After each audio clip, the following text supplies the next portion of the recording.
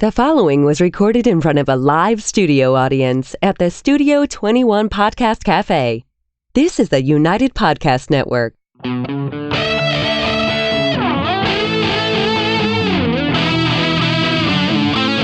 Welcome to Dueling Comedians, where two comedians clash to see whose comedy kills and who gets killed. Figuratively speaking, of course. All this to determine who claims the coveted Dueling Comedians trophy. This is Dueling Comedians. Dueling Comedians is a wholly owned subsidiary of Anyone Who Cares. That's all I know. I'm Tony V, the host of Dueling Comedians. You're listening to Dueling Comedians, and I'm going to try to say Dueling Comedians as much as humanly possible in the first 30 seconds of this show. Well, otherwise I forget what we're doing. Then, yeah, because sometimes I lose Laugh Track Larry in the middle of it. He sees something shiny in his head, and he goes like chasing butterflies or what have you. So my guest tonight, this afternoon, wherever you're listening or watching this, is Mr. Drew Dunn. Hello. Who's a fine and talented comedian who I've worked with many times. We've done some wonderful things together. Yeah. And to my other side, I don't know which way you're listening, is an up-and-coming comic, Mr. Jonathan. That's right. How are you today, Jonathan? Doing fine, thank you. Do I need the Mr. in front of it all the time, or can... I just don't like being called John. So you don't like John? I added the Mr. so that there was no question it has to be John. Yeah, because Mr. John sounds like you might... be a bathroom attendant. That's the exact fear that I have. Right. I don't want to be confused with a toilet. Porta potties. But Dr. John is a thing. Max Rebenak, yeah. Yeah. Right, yeah. What you said. That's what I said, and I meant it too, yeah. So, you know how Dueling Comedians work. The first portion of the show, we're going to get to know you a little bit. You can give out your information on how we get a hold of you. Now, Drew, how long have you been doing stand-up? It'll be 6 years in February. Yeah. Wow, you've accomplished a lot then in 6 years. Yeah, it's been really nice. It's just kind of one thing after another, and just kind of keep the ball rolling. Yeah. What's the most fun, or what would you say is your biggest joy that you've done so far? The biggest and probably the more recent one was doing Just for Laughs, the New Faces up in Montreal. And that went well for you, from what I understand. Yeah, that went really well. I had a great set. I felt like I was really prepared for it. And, just let it fly. What do you do to prepare for something like that? It's kind of like the culmination of everything from when I started comedy. It's all those things, all those different sets come together. I did the Seattle International Comedy Competition back in the fall. So that was a lot of just doing those jokes in a theater to then kind of be ready to deliver 6 minutes. And here you go in front of all the industry, and we'll see how it goes. Yeah. So it's good to be prepared. And Jonathan, what's your experience been, Mr. Jonathan? I've done a couple of open mics a long time ago. And I've been just recently starting to write some material, and I'm thinking I may dip my toe back in the water. Right. Because we were talking off air before the show. There's really no criteria to call yourself a comedian now. No. Obviously not. No. Yeah.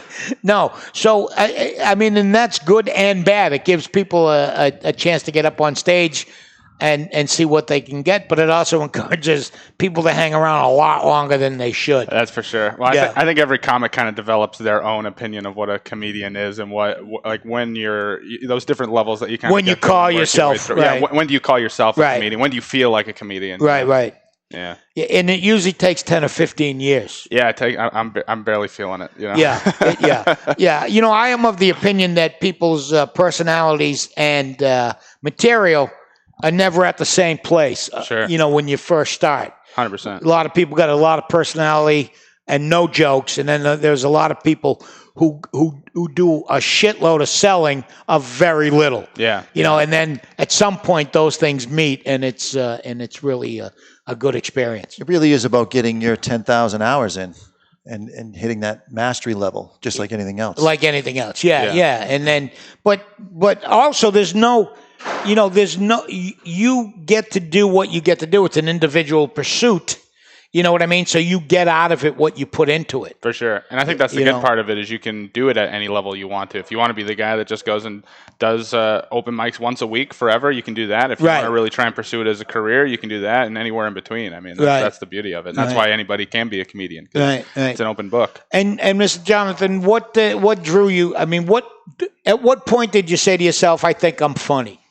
Or have you? I don't often think of myself as funny, but I think of different premises, I think, as funny. I sometimes struggle with my delivery, but I think that I have the ability to write things that are funny. So maybe that becomes the direction I go. Right. Great. And Drew, if what's been, I mean, other than, have you done any TV at all? No, I'm working on that. Yeah. Yeah. It's you think that's still another step? I think it's a way to market yourself now. It's not the end all be all like it used to be. It's still a springboard, but I think it's one of many springboards that you have. Because I was surprised. I found this fact out, and I listened to both Conan O'Brien and to Jimmy Fallon.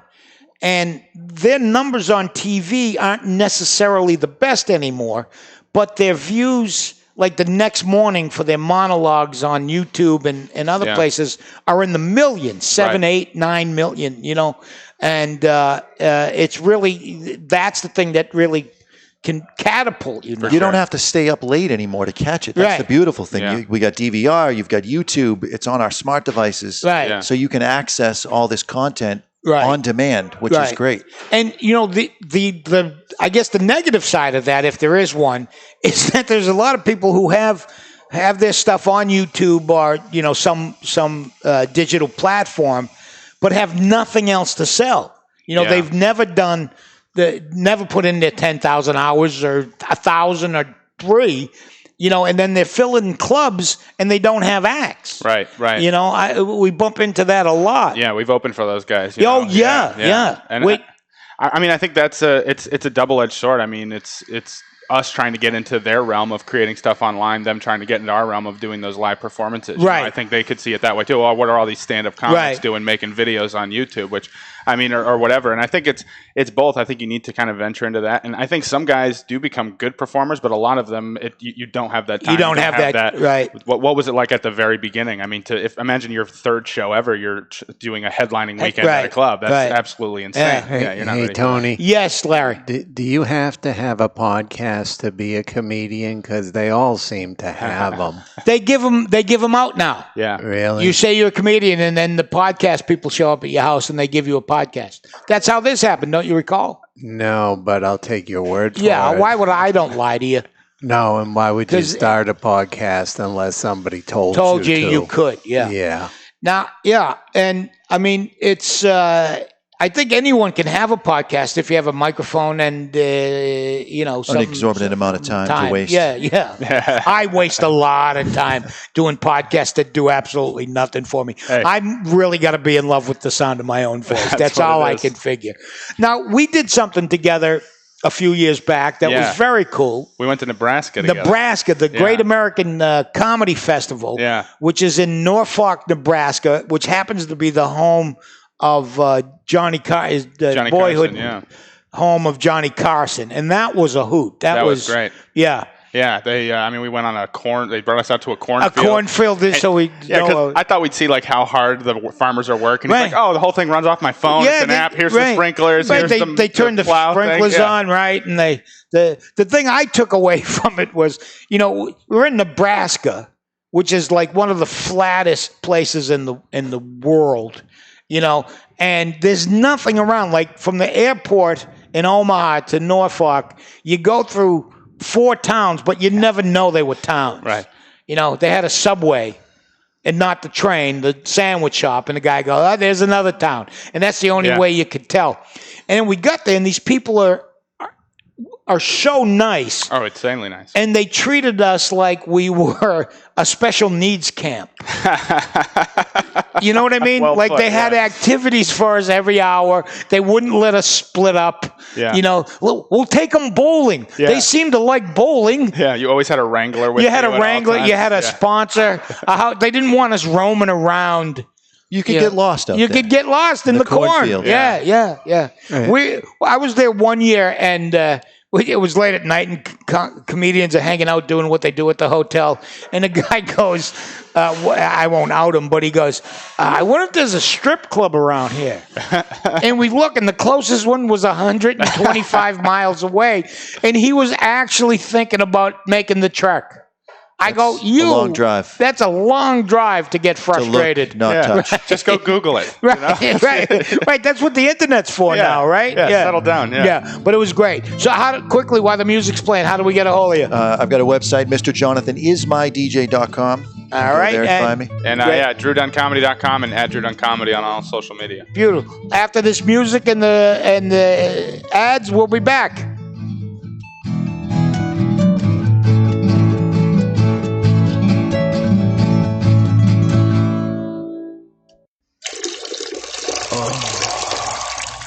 You're listening to Dueling Comedians. Now streaming on Apple Podcasts, iHeartRadio, and YouTube. This wicked pissa show will be right back. Attention cigar smokers, or even friends of a cigar smoker. If you're looking to relax with a nice premium cigar or looking for a great gift for a cigar smoker, this is the gift that keeps on giving. Our friends at twoguyscigars.com have created the Cigar of the Month Club. For just $24.99 per month, you or your friend will receive 4 different premium handmade cigars every month, and shipping and handling is included. Go to twoguyscigars.com. That's the number 2, guyscigars.com, and go to the Cigar of the Month Club. You can stop anytime because there's no contract, but you won't because this is a tremendous deal for our listeners. Go to twoguyscigars.com. That's the number 2, guyscigars.com, and click the Cigar of the Month Club.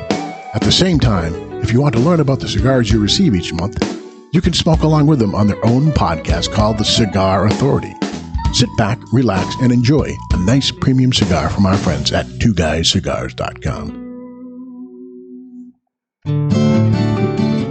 That music means we are here, and I should not burp into the microphone. Is probably what that means. Appreciate that. Yeah, I try to have a modicum of being nice. Decorum. Decorum is a good word. Yeah. That's a good word coming out of you, Larry. Oh, I know words. Yeah. That's I don't know that I introduced him at the top of the show, but that's Laugh Track Larry. Oh yeah. He's the glue, the cog that makes this machine run.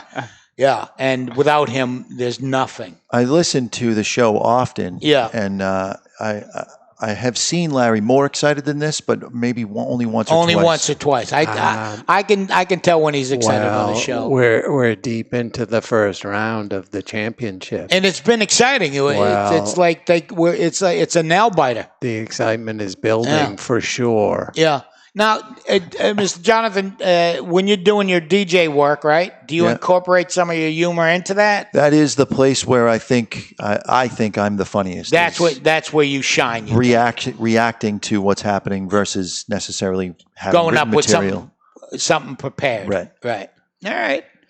And Drew, where can people get to see you if they want to take a look? Check out my website. That's where I put all my upcoming dates. I'll be at Giggles next weekend, working with some other funny people like yourself. I'm not sure if you're there, but are you there this weekend? No, next weekend. Next weekend. I'm there this weekend. I'm up in Augusta, Maine. We don't know when this airs, by the way. So whatever weekend it is, check. Go to the website. Go to the website and find out. It's a time warp. Right. Yeah. If I'm not there, Drew will be there. If Drew's not there, I'll be there. Yeah. So you'll figure it out. And Tony, you updated your website 2 decades ago? I think my dates on my website are from 2014. Oh, that's recent. Yeah, because you gotta like call people and update it. I don't know how to do it myself, so I rely on others. And let's be honest, others are not reliable. They're not. No. They don't care. I should care more, but I don't.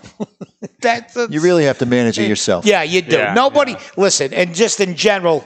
I'll say this to anybody listening or who wants to hear this. No one will take care of you better than you do. You can't expect to, outsource your life to somebody and have them care about it more than you do. That's a shame. I do a shitty job of taking care of myself. Yeah. Well, you're still here, which is, that's proof positive. Positive thinking. Yeah. I mean, that's my attitude in life is I'm just trying to stay alive a day later. Whatever happens in that day is a bonus. You know, I don't know how type A people get anything done. Yeah. So that music means it's dueling time. All right. You know how this is going to work, right? I'm going to hit a button. And then we're going to tell And then you're going to joke one, then joke two, back and forth. And then Laugh Track Larry will be the deciding factor. Right. In this, okay? So 4 jokes each. 4 jokes each, 4 punchlines each. Make them funny. Right. And let me just say this. If it's not really obvious where the joke is, just tap me. Okay. And I'll know. We've had that before. We've had that before. The joke's over now. The joke's over now. Or you could blatantly say, that was the end of that joke. Yeah. And I'll hit the button again. All right, so you're in charge of the button. I'm going to hit the button. You don't have to touch anything. We're in charge of the jokes. And you're in charge of the jokes, right? And so I'm first? You're going to go first. All yes. Right. I have a very underactive imagination. That said, I do have one fantasy. I have this fantasy that one day I will play fantasy football. That's it? That's it. Okay. I got a big laugh. Yeah, you can get breakfast at Taco Bell now. Did you do that? I didn't know that. Yeah. Don't do it to yourself. It's a bad idea. The only reason you should eat Taco Bell for breakfast is to give yourself an excuse to call out of work for the day. Boss, I'm not going to be able to make it in today. What happened? I had the cheesy gordita shit show for breakfast. Now, Jesus, Johnson, take the rest of the week off. We're still cleaning up from your last incident. It's disgusting. So, yeah.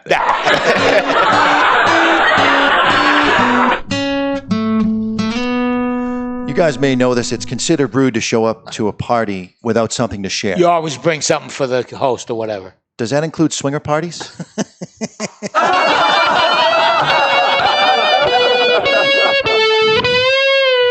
I'm a married guy. I got married pretty young when I was 22 years old. And wow. Yeah, people wonder why you get married that young, you know. And like I knew very early on into the relationship that my wife and I were going to be together forever, you know, because her mom co-signed my college loans. So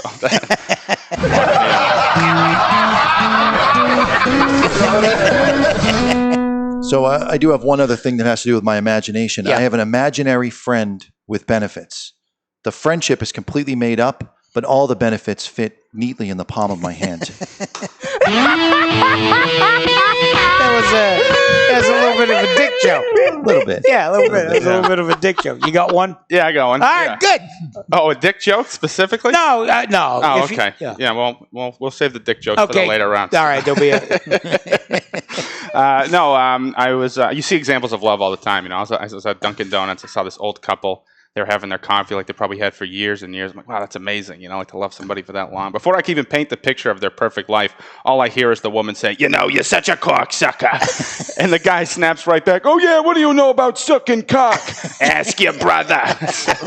Beautiful.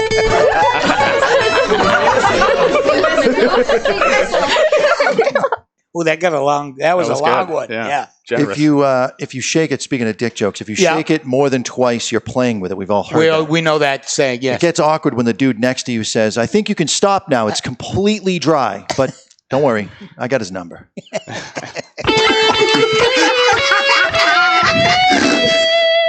Or snort. I got a snort. You got a snort. That's good. That's pretty good. Yeah, you're on the hot seat now, Drew. Hot seat now. We have gender-neutral bathrooms now. Yes, anybody can go in. I think that's a great thing. You know, my wife and I, we got to take a shit together recently, and I think it only brought us closer together. I can never find her attractive again, but we definitely are closer together as a couple.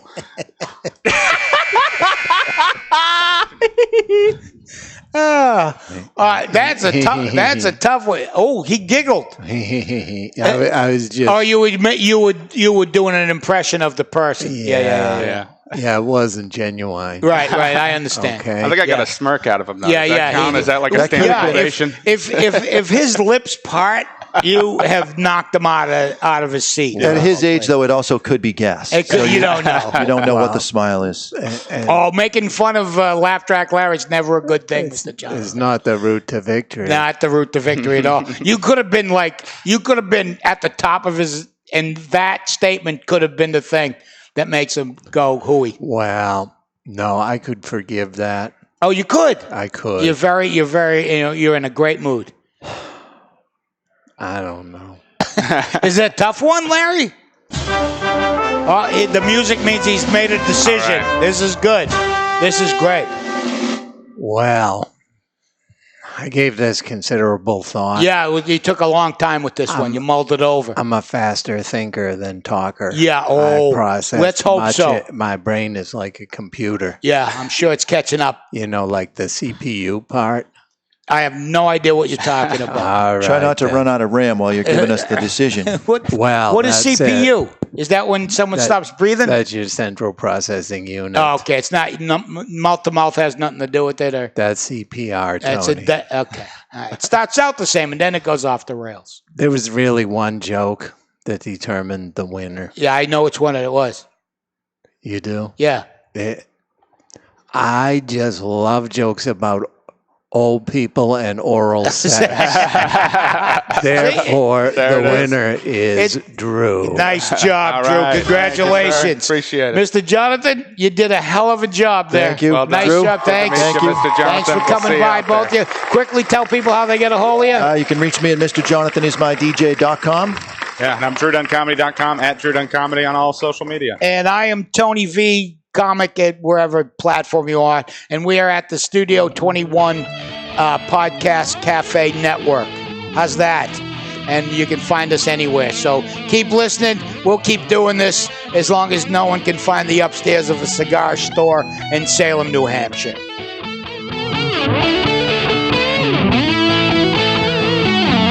The views and opinions expressed by the hosts, guests, or callers of this program do not necessarily reflect the opinions of the Studio 21 Podcast Café, the United Podcast Network, its partners, or affiliates.